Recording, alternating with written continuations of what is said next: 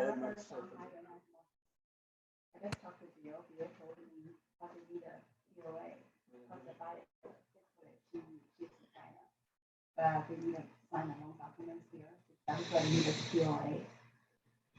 The buyer lives in Shanghai. So now Shanghai is totally shut down. Oh, it is? No, That's right. I heard that. It's still shut down. no. That's but there's 27 million people in Shanghai, right? Yeah, I know. There's no food. No food. They didn't have the people there.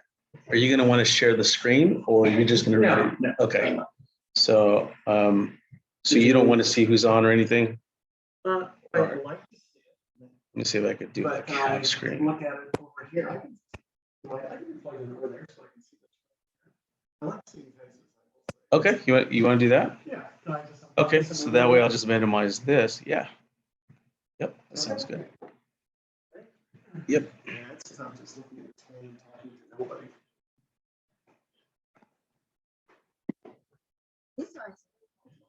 Yeah, hit it. And then you can slide over the camera cover. All right. What time is it? 12:49. Very good. That's my age. Very good. Yes, because you're a young woman. Because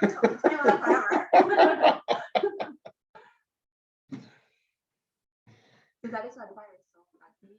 They went to the embassy, right? Mm-hmm. Before that, because now. You can't do anything. Are you the host? Co-host. Just so I can shut people down if they're. Yeah, no, I just want to make sure you are. So where are you? Yeah. You're logging in too? And I can see the if share something.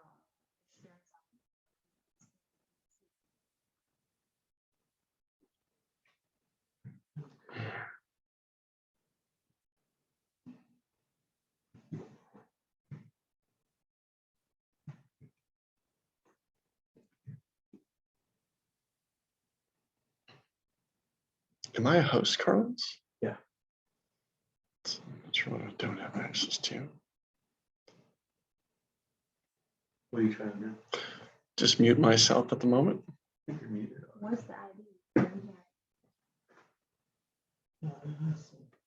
21984. Is there ID on the top? Oh. 219 694. No, that's right. You have to go here to Zoom. Okay. All right. Saw that. Hello. Hey, come on in. Oh. Yes, yes, it is. Are Okay. you okay with? Screen? Not really. I just want to, at least at this moment in time, just mute myself.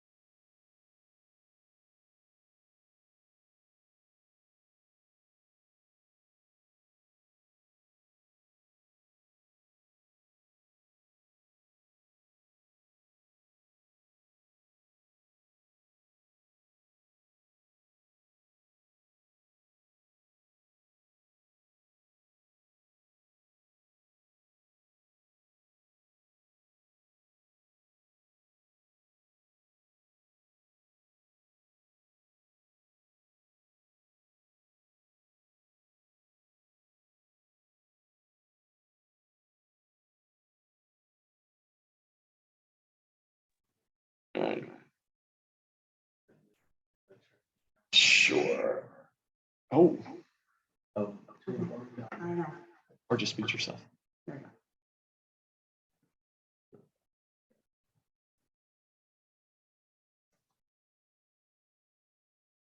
Wow, my face is so yellow.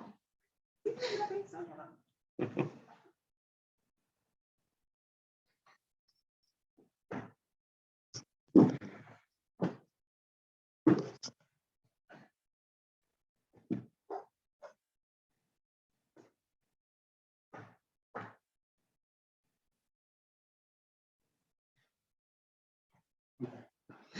Well, hi, Debbie. How are you? Very good. How are you? Ollie, come on in. So you closed the Irvine transaction. Congratulations.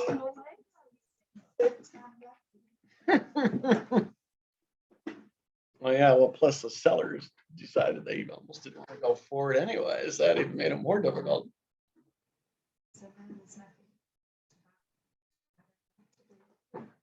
Well, one step at a time. I think more opportunities are going to be coming. I do. I'm already hearing many buyers, first of all, are falling out of the market. And then the number of offers that are being received have minimized. Yeah, that's what I heard. Hello. Yeah. Pardon me? Yes, yeah. And also the process of not going as hard because there aren't as many. Yeah. Sonny, can you mute yourself? And that way we'll have one speaker. I think we can confirm that everyone can hear everyone else in the room. Go ahead, Sonny, say something. Yes, you? You don't have to unmute because my speaker should pick you up. I just want to make sure that you can hear. Yes. Can everyone hear Sonny?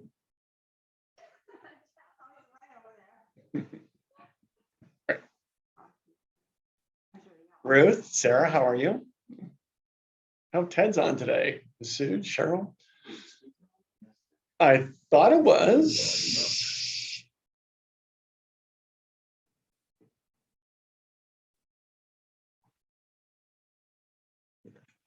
Are the meetings going to be at 1 from now on?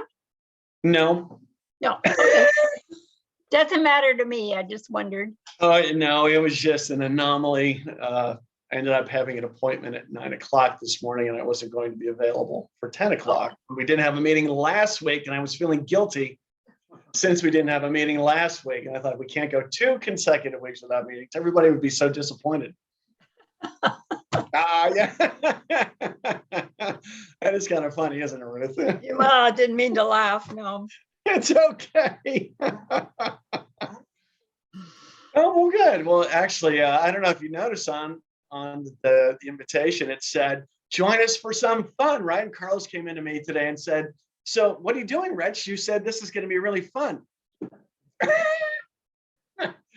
There's nothing special. It's just everything we're talking about today. Oh, that was funny. Could use that.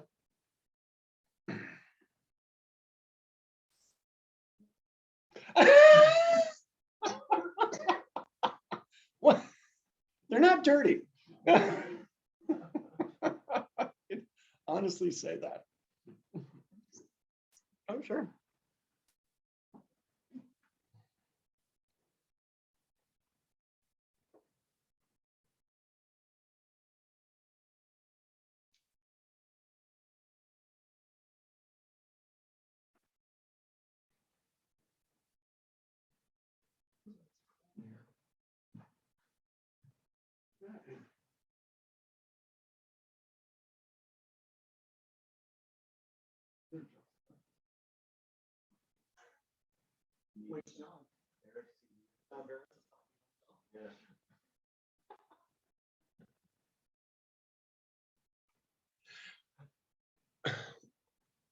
Come on, John, we're waiting to hear your voice.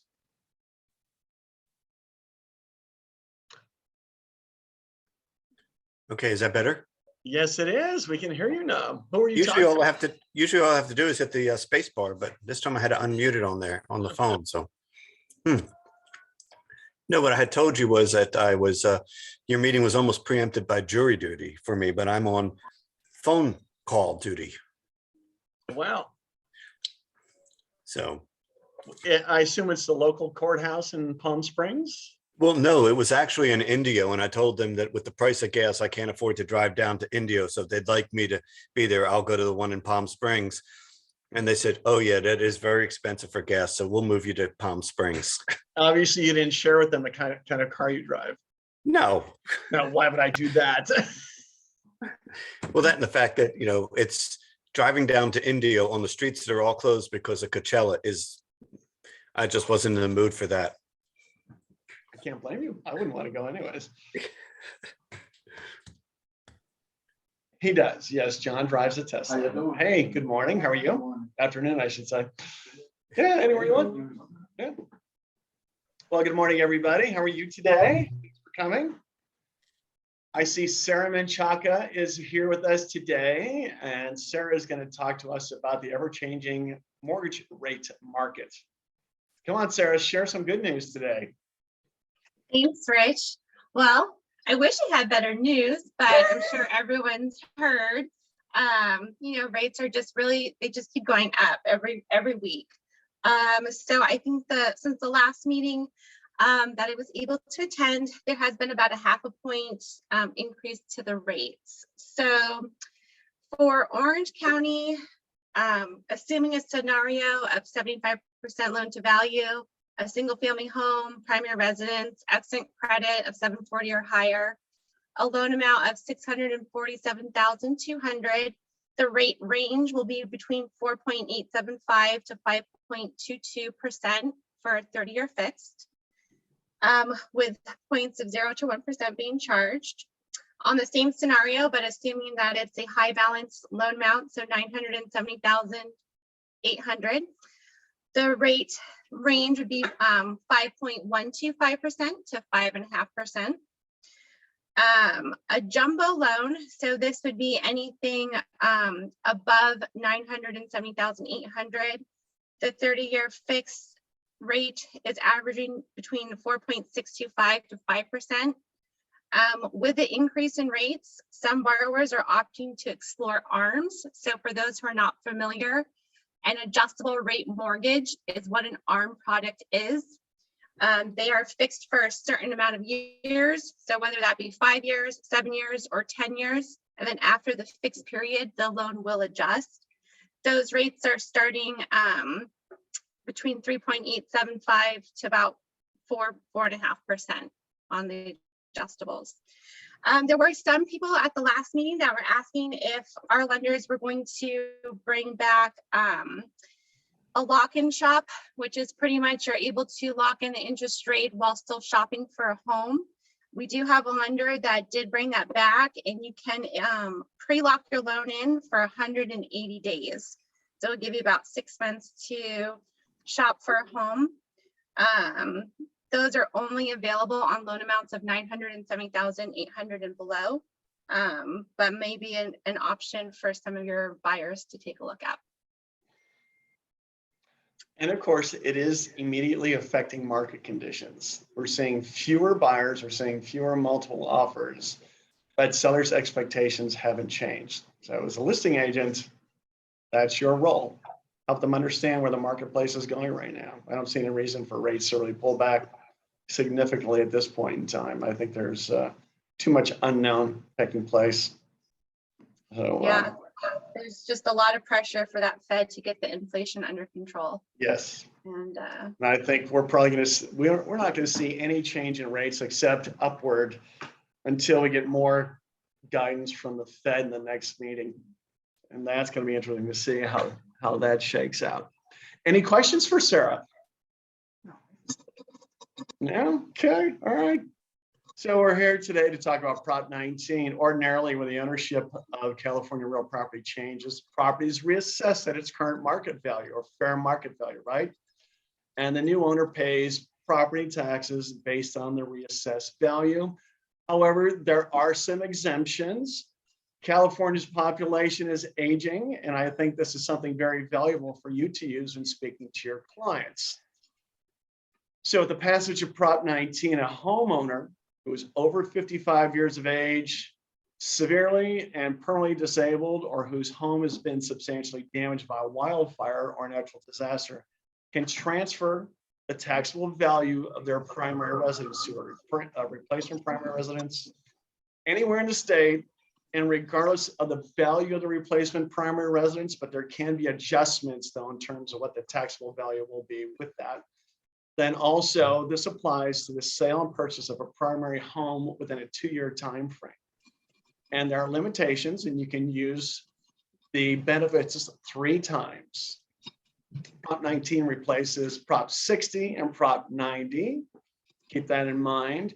Now, of course, when legislation is passed in California, there's a lot of clarity lacking, and Prop 19 was no exception to that. So at the time, the effective date, and this is not in regards to intergenerational transfers, but it went into effect April 1st. And the question was for transactions, for if somebody bought or sold a home prior to April 1st, it was a primary residence. Did they fall, or were they entitled to use the benefits of Prop 19 if they bought the replacement property after April 1st? Well, Senate Bill 539 clarifies that. And yes, if the replacement home was purchased before April 1st, or the primary residence was sold before April 1st, just as long as part of the other portion of the transaction occurs after April 1st, you're entitled to use the benefits of Prop 19. And if you sold and bought before April 1st of 2021, you could still use the benefits of Prop 60 or 90 if it was between counties. And then there are dramatic changes to the rules as to intergenerational transfers of family homes. And this takes away a lot of benefits. So the changes now apply strictly to transfers between grandparent, parent, grandparent, child, or in the reverse, for example.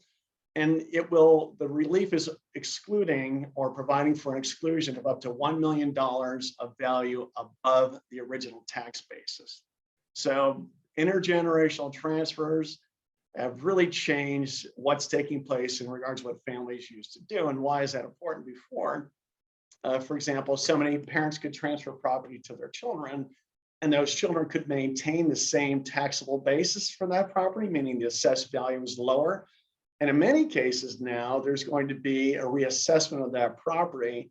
And if it's a rental property, for example, it may no longer make sense for that person to keep that property. And I think that was the whole reason behind this legislation. And CARD did promote this, even though I personally was against it. They didn't seem to care what I thought. Yeah.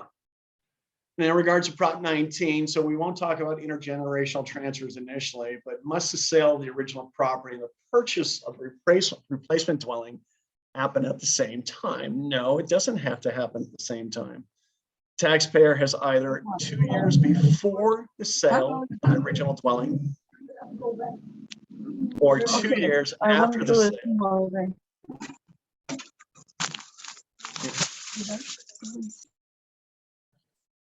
We'll try that again. Okay. So taxpayer has either 2 years before the sale of the original dwelling or 2 years after the sale of the original dwelling to purchase or construct the replacement property. I see. Okay.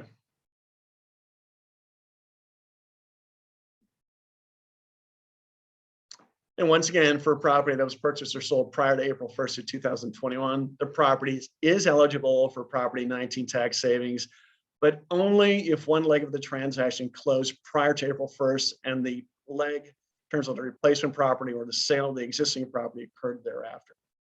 So they couldn't have occurred both before April 1st. They could have both occur after April 1st, though. And then once again, if a home is sold or purchased prior to April 1st, 2021, how much time does a homeowner have to purchase or sell their property on or before April 1st? They have a 2-year time frame. So let's say, for example, if the original principal residence was sold on January 31st, 2020, then the corresponding purchase of the replacement principal residence must close no later than January 30th, 2022. And keep in mind, the sale or acquisition, there's no specific order in which it must occur. So you can acquire the replacement property first. then a few other questions. People think I'm going to be very clever. I'm going to retain the original property as investment. Well, can a homeowner simply buy a replacement principal residence and rent out the original principal residence? And the answer is no. Prop 19 requires that the original property be sold for consideration. And that does not mean giving the property to your child. It must be sold. So renting out the original property is not an option for claiming tax benefits under Prop 19. If you don't sell the original property, you will lose the benefits of Prop 19. I would say that's not valid consideration. There's always people trying to work the system. I can't blame. Yes.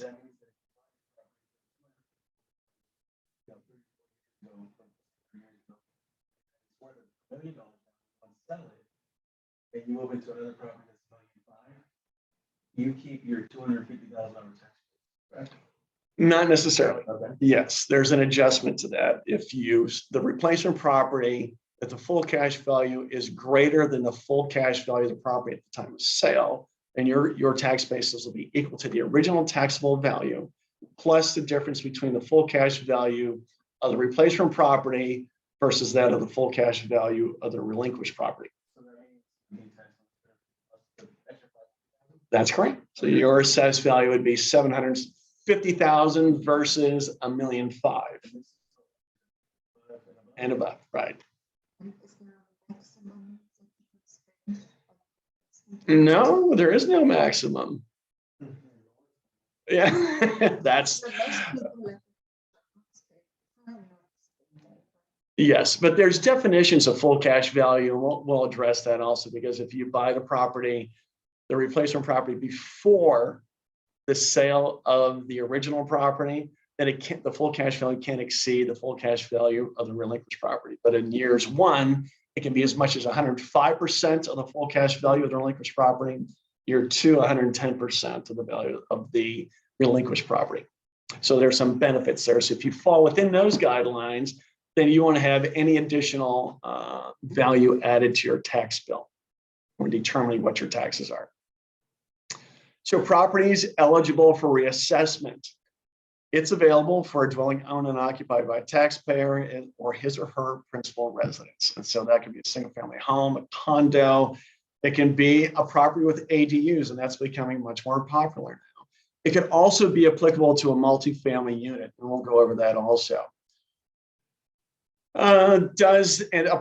If a property has an ADU, it does not count as a multi-unit dwelling. However, keep in mind, someone who has a property in which there is an ADU located on their property, assuming they meet the following criteria, can take advantage of Prop 19. So the guidelines are, if there is a dwelling unit on the property, the only other units on the property can be accessory dwelling units or junior accessory dwelling units, and they cannot be separate alienable units. So it all has to be under a 1 APN, for example.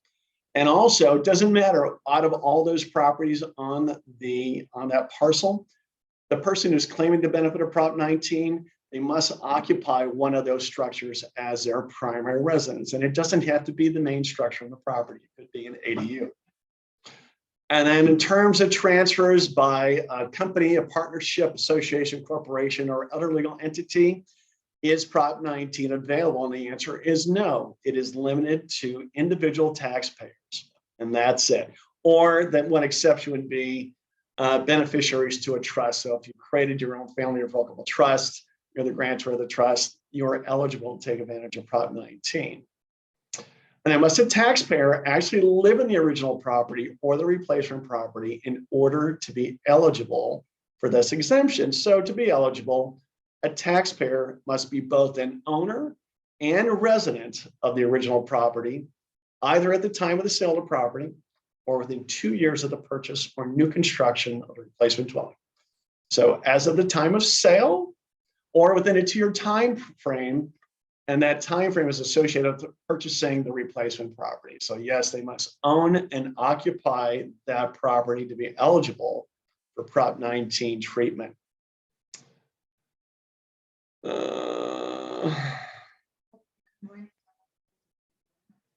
you can rent out the ADU. That is correct. That is correct. And then also in regards to the replacement property, within that 2-year time frame of selling the primary residence or the original property, you must own and occupy the replacement property. That is the time frame. Otherwise, you will lose the benefit of Prop 19. And then also, to be eligible for Prop 19 tax savings, is it necessary to claim the homeowner's exemption? What is a homeowner's exemption? Anybody? Anyone want to tell me? I know the answer. Someone. It's the $7,000. Very good. It's a $7,000 exemption that most of us who want a home take advantage of. That's a homeowner's exemption. So it's saying you should, but it's also saying, but you should be eligible. Now, eligibility and filing and obtaining are two different things. I wouldn't take any chances. So I would think or suggest that somebody who wants to take advantage of Prop 19 should file for that homeowner's exemption, taking away any question of eligibility, or whether you're not eligible, I should say, at that point in time. Can I have a co-owner on title and still qualify to transfer my tax base value under Prop 19? Now, there is no requirement that the homeowner who is over 55 be the sole owner of either the original primary residence or the replacement primary residence. And there are some really good aspects of this that you'll have to address possibly if you come across people maybe who are getting divorced or they bought separate properties. And then is this exemption also available to taxpayers who are co-owners of the original property, such as joint tenants, tenants in common, or joint owners of a community property? Yes, it is available. So if a replacement dwelling is purchased or constructed by all of the co-owners, and each co-owner retains an interest in the replacement dwelling, only one co-owner needs to be at least 55 and use the property as a principal residence to qualify for the exemption. Well, if you got a bunch of family members living there and everybody's on title, for example, and only one person is 55, and as long as everybody retains an interest in that property, even though they may not be living there, that person that's 55 can maintain the Prop 19 benefits.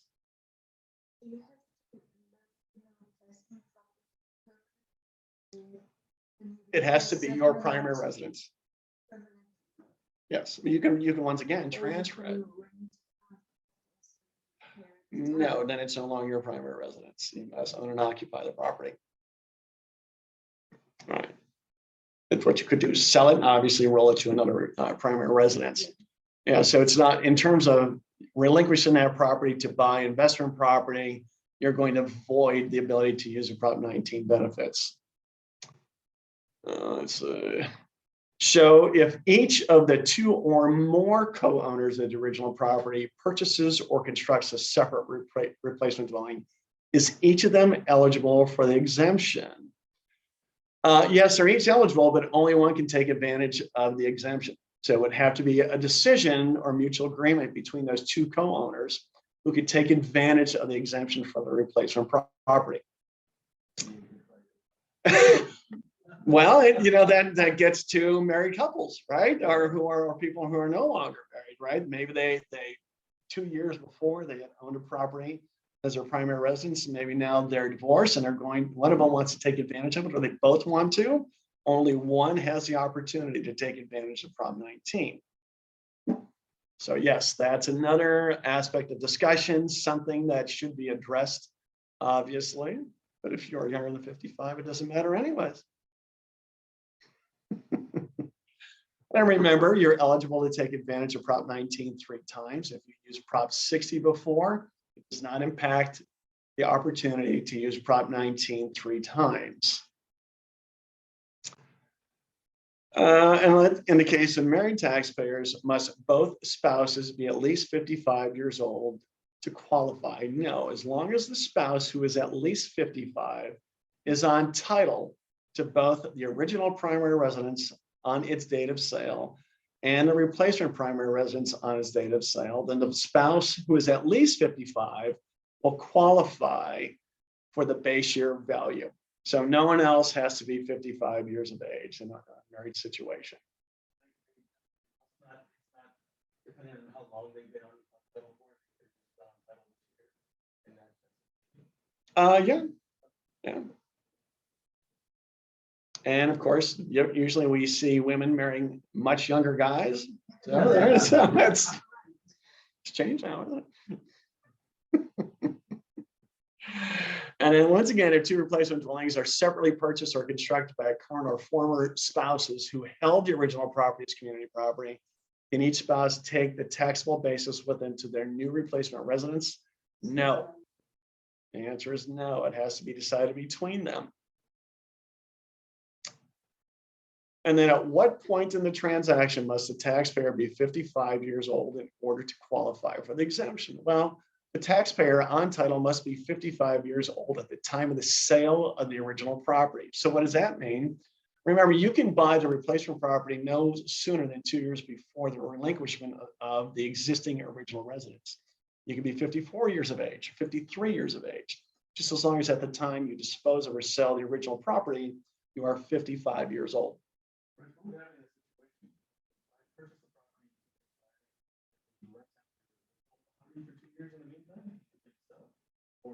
It has to be a sale.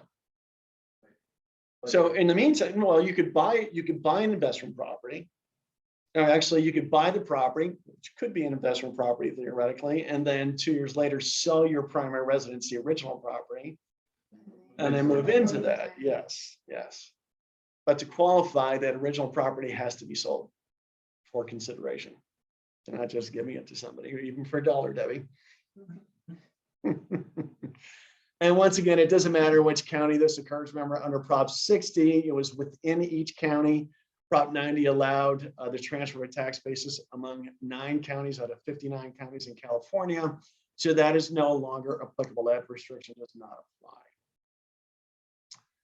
Now, does the taxpayer get any property tax relief if the replacement dwelling is not of equal or lesser value? So meaning, is the value of the replacement property greater? Is there tax relief? We went through the example before. But yeah, taxpayers 55 can transfer their principal can transfer anywhere in the state, right? And if the property is greater or equal value, still obtain a tax savings. But if the replacement property is greater than the value of the relinquished property, the value of the replacement residence would be adjusted upward.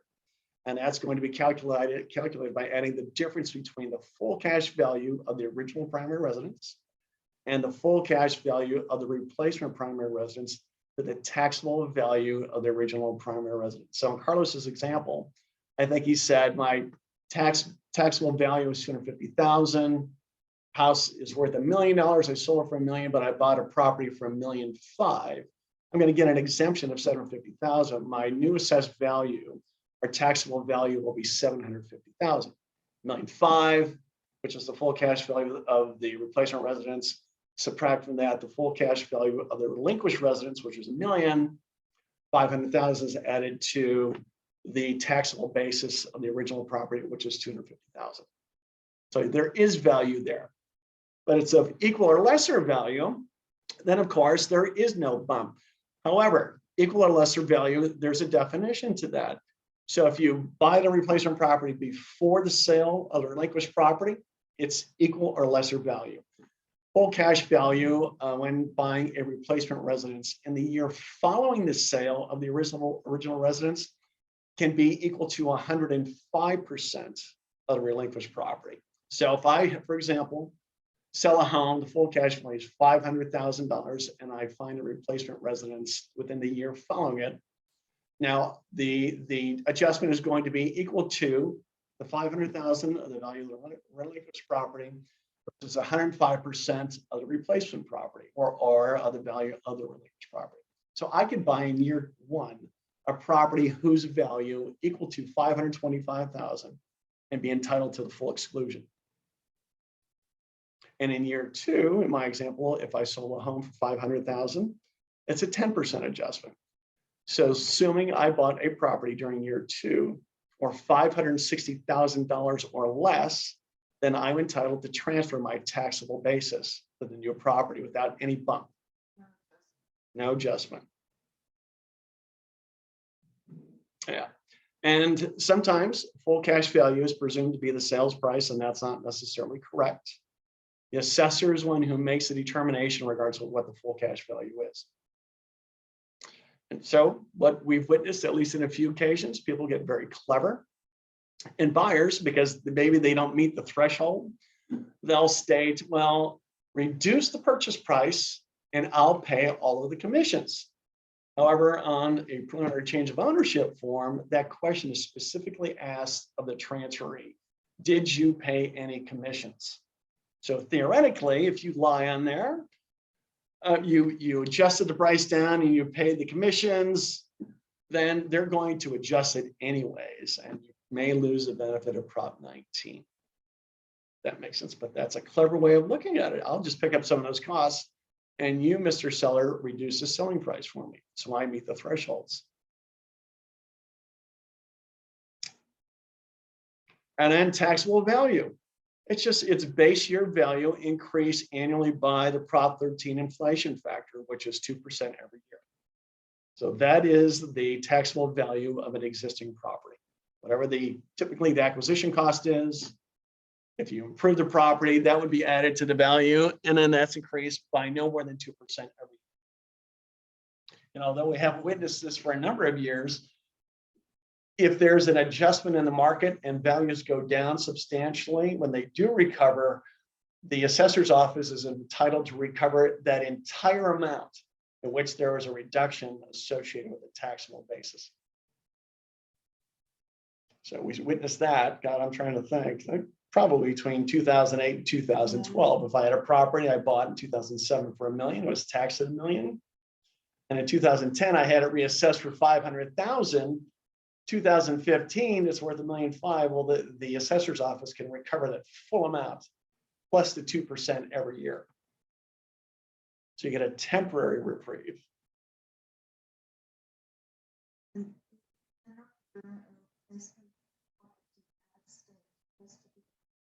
Correct. Only for California properties. So let's just go through an example of the taxable value that's transferred to a replacement dwelling. So let's just make a few assumptions. So let's just say the original property has a taxable value of $500,000, and that same property sells for $900,000. But I buy a replacement property for $1 million.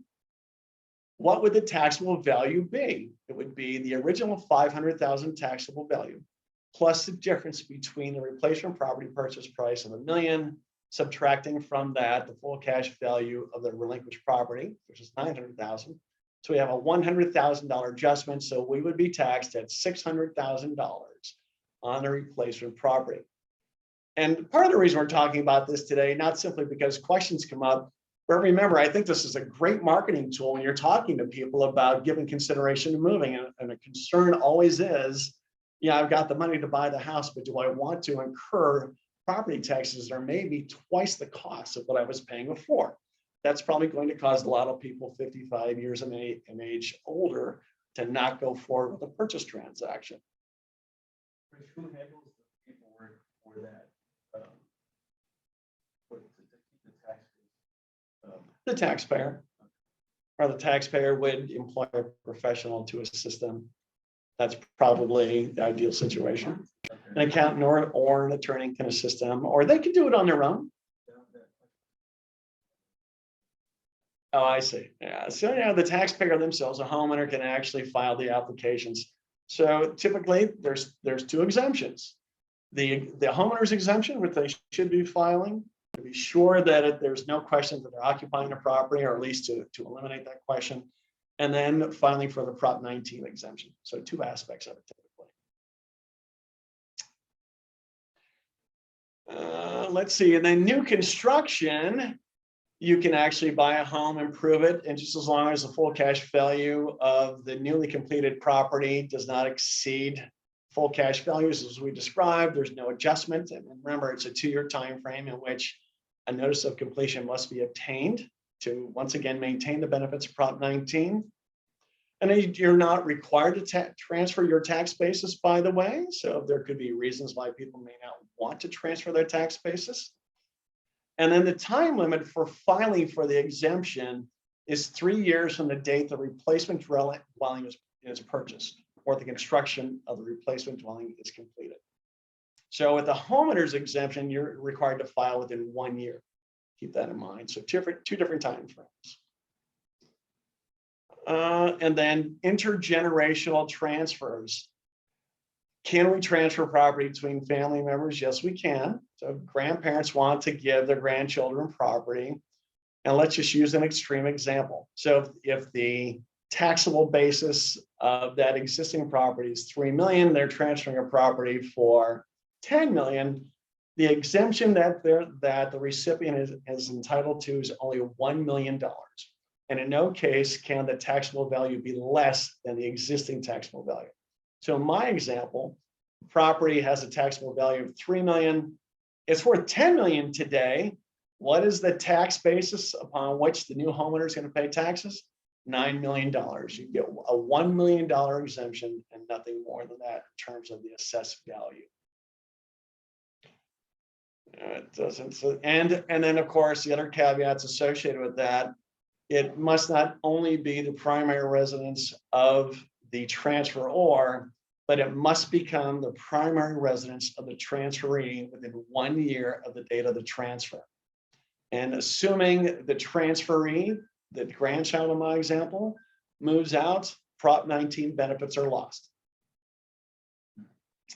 If it's, for example, property transferred to a number of individuals who are beneficiaries in a trust, just as long as one of them continues to occupy the property, doesn't have to be the same original transferee, then Prop 19 benefits continue to remain. We don't want to lose that.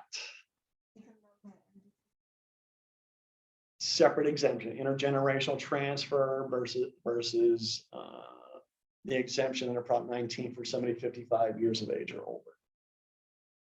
And remember, keeping in mind that when using the Prop 19, not associated with intergenerational transfers, it actually has to be a sale, a purchase and sale, whereas this could just be a gift. If it's a gift to somebody, you're not eligible for the other exemption, right? So you're precluded from that, the opportunity to use Prop 19 for that basis.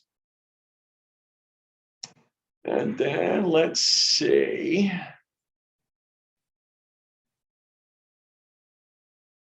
Those are pretty much all the aspects that I wanted to cover today. Does anyone have any questions? No, that's quiet.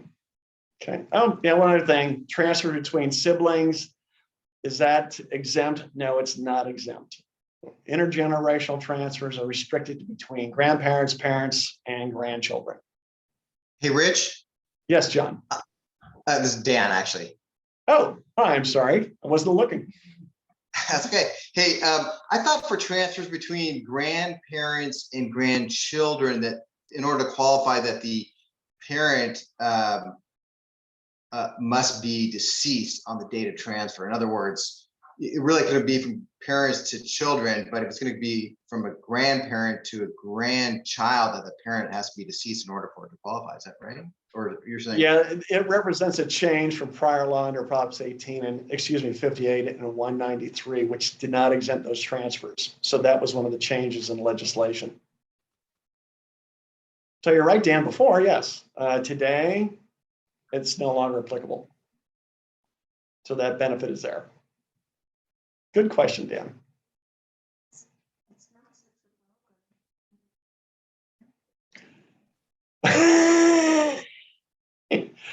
It's not the same. Before, you could transfer a few $1 million exactly and maintain that tax basis, especially income producing property. That's where people are getting hurt now, because in most cases, the property is being reassessed. In all cases, it's being reassessed, and the tax liability is severe now.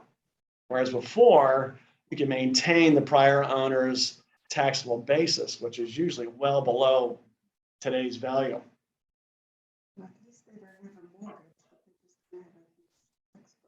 Yeah.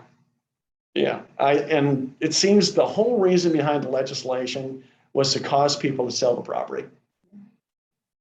That's really the whole reason why.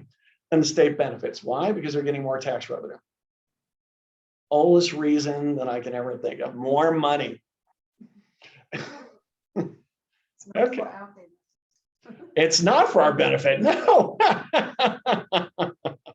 It's not for our benefit. And keep in mind, transfers between you and your revocable trust, that's exempt anyway. So that's not subject to reassessment. So that's never changed anyways. So that's what I have today. Any questions about that? No? Okay. That was exciting. Just got a question about Okay. the tax, the salt tax. The salt tax. Are we gonna repeal it? I would say no. Highly unlikely, Jeff. I don't see that taking place. I don't think Republicans are going to do it, and that's just another political issue. Certain Democrats do want to repeal that. That they're attempting to do that now, but I don't think that that's going to take place. The state and local tax limitation of $10,000 before you can deduct property taxes, state income tax also on your tax return against your federal tax liability. But now it's limited to $10,000 annually. And it was done intentionally to high tax states because it took money away from the federal government, yet benefited the individual states, because the more the state of California raised your taxes, hey, they collected the money. And all it did is reduce the tax liability of the taxpayer to the federal government. So part of the reason that legislation went into effect was to remove the benefit, or maybe give individual states reason to not consider increasing the taxes they impose on the population within that state. So I don't think that's going to happen, as a matter of fact. It seems like every state that wants to repeal that aspect of the tax law is deemed to be a blue state. Whereas red states they find it favorable. Usually values for property isn't as high, taxes are lower. State of Florida, there's no state income tax. State of Texas, there's no state income tax. Any other questions, Jeff? No? Okay. Well, great, everybody. It's a rip-roaring meeting today. It's good to see everybody. Thanks once again for attending. Yeah, if you'd stop. Oh, I'm sorry.